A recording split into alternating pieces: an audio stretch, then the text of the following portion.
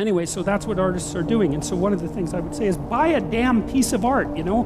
Find one that really speaks to you and buy a piece of art, because you invite that into your life, and it's a lookout if you do it. If it's a real piece of art, because you'll also get a little introduction to the artist, and then that'll seep into your life, and that'll change things like mad.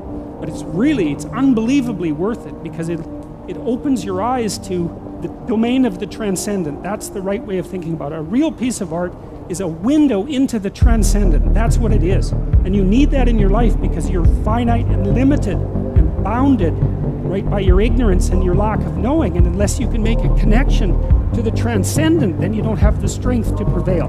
And that's part of the covenant.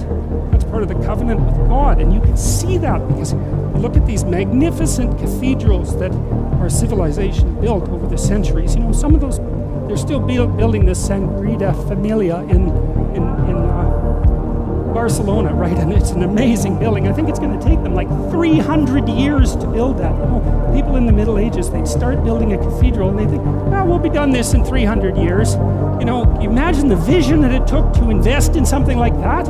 We look at quarterly reports. We can't think 300 years into the future to build something of that kind of remarkable, what? Those cathedrals are so, they're perfect.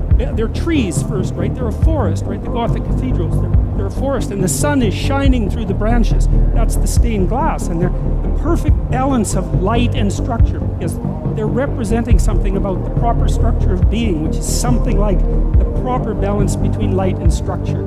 And they represent like the sacred tragedy of mankind. That's why they're in the shape of a cross, and they're open to the sky. That's why they have a dome, and they're full of gold so that it glitters, because that's like the city of God.